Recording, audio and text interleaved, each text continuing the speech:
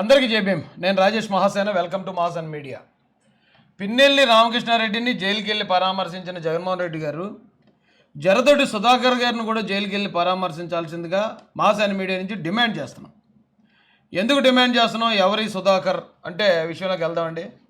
పిన్నెల్లి రామకృష్ణారెడ్డి నేరస్తుడు, మనందరికీ తెలుసు. ఈవీఎంలను పగలగొడుతూ రెడ్ హ్యాండెడ్గా దొరికిపోయాడు. అలాగే చాలామంది మీద దాడులు చేసిన కరుడుగట్టిన నేరస్తుడు అతను. అలాంటి వాడిని పరామర్శించి చాలా మంచోడని చెప్పారు ఇక జగన్మోహన్ రెడ్డి గారు. పిన్నెల్లి మంచోడట. అయితే మరి జరదొడ్డి సుధాకర్ ఏం పాపం చేశాడు? ఇతను కూడా మీరు వెళ్ళి పరామర్శించాలండి. ఇతనే ఆ జరదొడ్డి సుధాకర్, మాజీ ఎమ్మెల్యే, వైఎస్ఆర్సీపీ. ఈయన కూడా ఒక ఎమ్మెల్యే. ఇతను కూడా ఖచ్చితంగా జగన్మోహన్ రెడ్డి గారి దృష్టికి వెళ్ళలేనట్టుంది. ఇంకా ఈ విషయం వెళ్తే ఖచ్చితంగా ఇతను కూడా పరామర్శించడానికి జైలుకి వెళ్తాడు. ఎందుకంటే ఇంతకీ ఈ జరదొడ్డి సుధాకర్ చేసిన ఘనకార్యం ఏంటంటే, వైకాపా మాజీ ఎమ్మెల్యే వికృత చేష్టలు, 17 ఏళ్ల యువతిపై 3 ఏళ్లుగా అఘాయిత్యం, డాక్టర్ సుధాకర్పై ఫోక్సో కేసు నమోదు, అరెస్టు చేసి కోర్టుకి తరలింపు. ఈ ఎమ్మెల్యే, వైఎస్ఆర్సీపీ మాజీ ఎమ్మెల్యే 17 సంవత్సరాల మైనర్ బాలిక మీద 3 సంవత్సరాలుగా అఘాయిత్యం చేస్తున్నాడట. 3 సంవత్సరాలుగా లైంగిక వేధింపులు చేస్తున్నాడట. 3 సంవత్సరాలుగా ఒక అమాయకమైన ఆడపిల్ల మీద వికృత చేష్టలు చేస్తున్నాడట. ఖచ్చితంగా వీడిని కూడా జగన్మోహన్ రెడ్డి గారు పరామర్శించి, ఎలా అయితే పిన్నెల్లి రామకృష్ణారెడ్డి ఆ కోపంతో ఇవేం పగలగొట్టాడు అన్నాడో, ఇక్కడ కూడా ఆ కోరికతో మా వాడు అలా ఆ 17 ఏళ్ల బాలికతోటి అసభ్యంగా ప్రవర్తించాడు.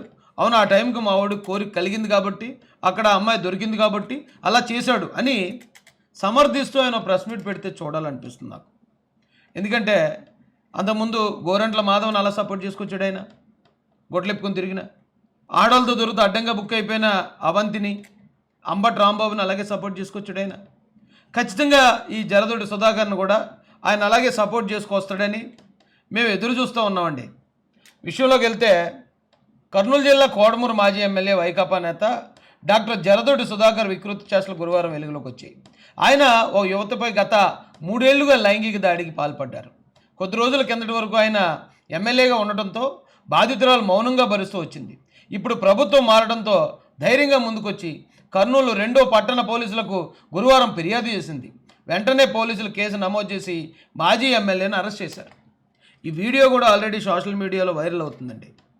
అమ్మాయి ఒక రూమ్లోకి వచ్చి ముందే వీడియో ఆన్ చేసి ఆ మొబైల్ ఒక చోట పెట్టి, అప్పుడు అమ్మాయి అక్కడికి వెళ్ళి నిలబడితే ఈడొచ్చి వికృతంగా ప్రవర్తించడం ఆ వీడియోలో డైరెక్ట్గా రికార్డ్ అయిపోయింది. ఈ రోజున ఆ వీడియోతో అమ్మాయి ఎప్పుడైతే మంచి గవర్నమెంట్ వచ్చిందో, నేరస్తుల్ని సపోర్ట్ చేయని గవర్నమెంట్ వచ్చిందో, ఈ గవర్నమెంట్ వచ్చిన వెంటనే అమ్మాయిలు కంప్లైంట్ ఇచ్చింది. ఈ అమ్మాయి దాదాపుగా ఈ చిత్రహింసలు 3 సంవత్సరాల నుంచి భరిస్తుంది.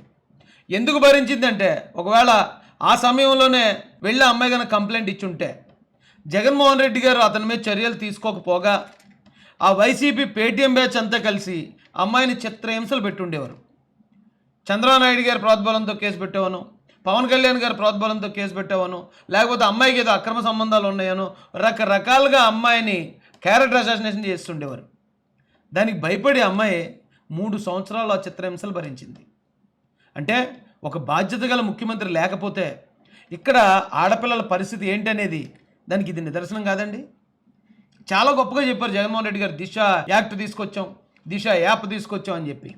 కానీ ఒక ఆడపిల్ల తన మీద జరిగే అన్యాయాన్ని బయట చెప్పుకోవడానికి భయపడే పరిస్థితి ఉంది వైఎస్ఆర్సీపీ పరిపాలనలో. అంతకన్నా దౌర్భాగ్యమైన పరిపాలన ఈ ప్రపంచ చరిత్రలో ఎక్కడైనా ఉంటుందంటారా? అలాంటి ఒక పరిస్థితిని ఆడపిల్ల ఫేస్ చేయడం కన్నా ప్రాణాలు వదిలేయడం మంచిది అనుకుంటుంది. అంటే అంత కష్టం, ఇష్టం లేని ఒక వేధింపు, ఒక అశ్లీలమైన పనులు తనపై జరుగుతున్నాయి అన్నప్పుడు అది భరించడం ఆడపిల్లకి చాలా నరకం అండి.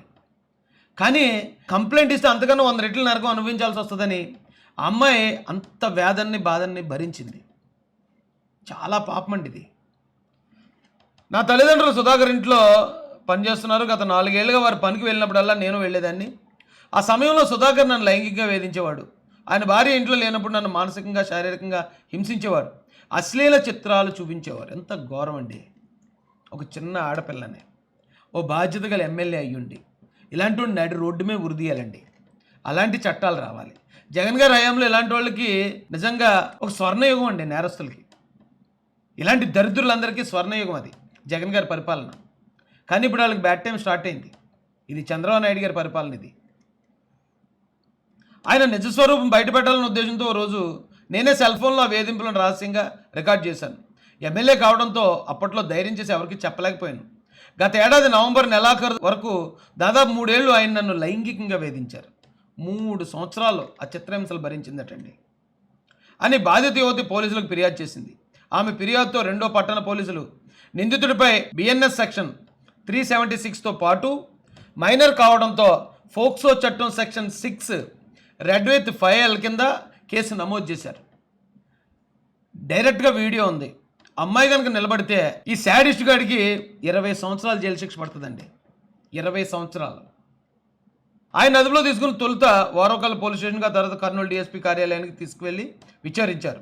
బాధితురాల్ని కర్నూలు ప్రభుత్వ ఆసుపత్రికి తరలించి వైద్య పరీక్షలు చేయించారు.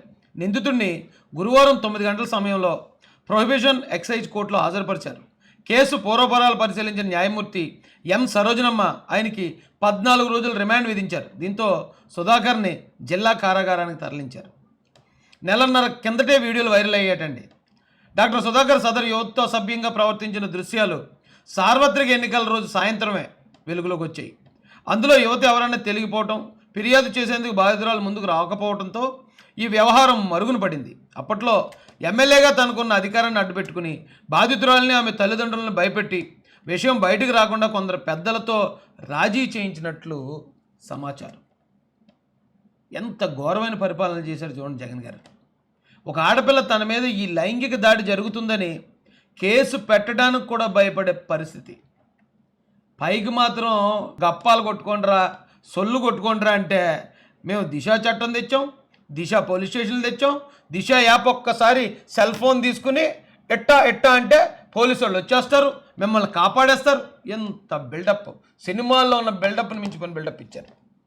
ఒక ఆడకూతురికి రక్షణ కల్పించలేని ముఖ్యమంత్రి ఉంటే అంత, లేకపోతే అంత అని లీడర్ సినిమాలో డైలాగ్ ఉంటుందండి.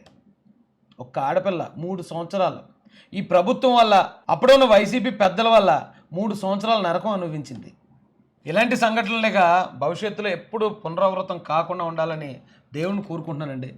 ఖచ్చితంగా ఈ సుధాకర్ ఎవడైతే ఉన్నాడో ఈయన కూడా జగన్మోహన్ రెడ్డి గారు జైలుకి వెళ్ళి పరామర్శించి బయటకు వచ్చి ప్రెస్ మీట్ పెట్టి ఏముందండి అలా జరిగింది, ఆ సమయానికి మా ఎమ్మెల్యే గారికి కోరిక పుట్టింది, ఆ 3 సంవత్సరాల పాటు అలా చేశాడు, తప్పే ఉంది, ఆ అమ్మాయి ఎమ్మెల్యే గారి చుట్టూరా ఎందుకు తిరగాలి, ఎమ్మెల్యే గారి కంట ఎందుకు పడాలి, అసలు ఆ ఇంటికి ఎందుకు రావాలి, అలా జరగకుండా ఉంటే ఇతను చేయకపోను కదా అని జగన్మోహన్ రెడ్డి గారు ఎమ్మెల్యేని సపోర్ట్ చేస్తూ ప్రెస్ మీట్ పెడితే ఖచ్చితంగా చూడాలనిపిస్తుందండి. ఒకవేళ అలా పెట్టకపోతే పిన్నెల్లి గారి కోసం సపోర్ట్ చేసి, గోరంట్ల కోసం సపోర్ట్ చేసి, అంబట కోసం సపోర్ట్ చేసి, అవినాష్ రెడ్డి కోసం సపోర్ట్ చేసి, అనంతబాబు కోసం సపోర్ట్ చేసి, ఇక లాస్ట్ బట్ నాట్ లీస్ట్ ఈ జరదోడు సుధాకర్ను సపోర్ట్ చేయకపోతే ఖచ్చితంగా ఇతని మీద జగన్మోహన్ రెడ్డి గారు వివక్ష చూపించినట్టే వద్దని తెలియజేస్తూ జై భీమ్, జై భారత్, జై జై మహాసేన.